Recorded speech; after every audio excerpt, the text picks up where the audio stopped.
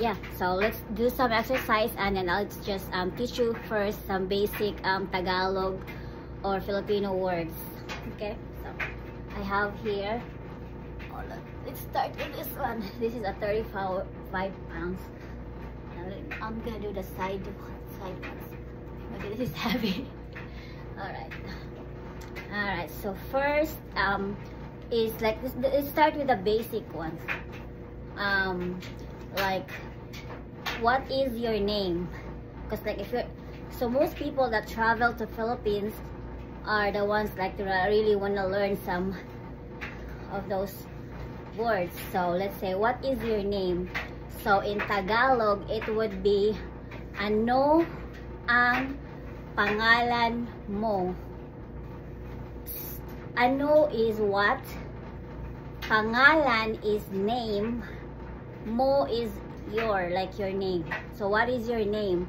Ano ang pangalan mo? Magaling, sabi. And then in Bisaya is kinsa or unsa imong pangalan. Unsa means what, and imo means your, pangalan means name or pangan. So in Bisaya it would be unsa imong pangalan. Alright, the next word, hold on. The next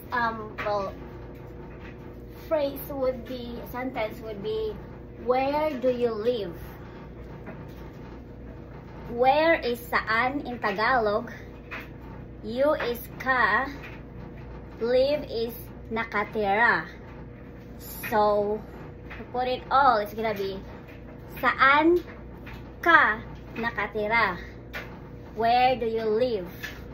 In Bisaya, asa ka nagpuyo. Asa is where, ka is you, live is nagpuyo.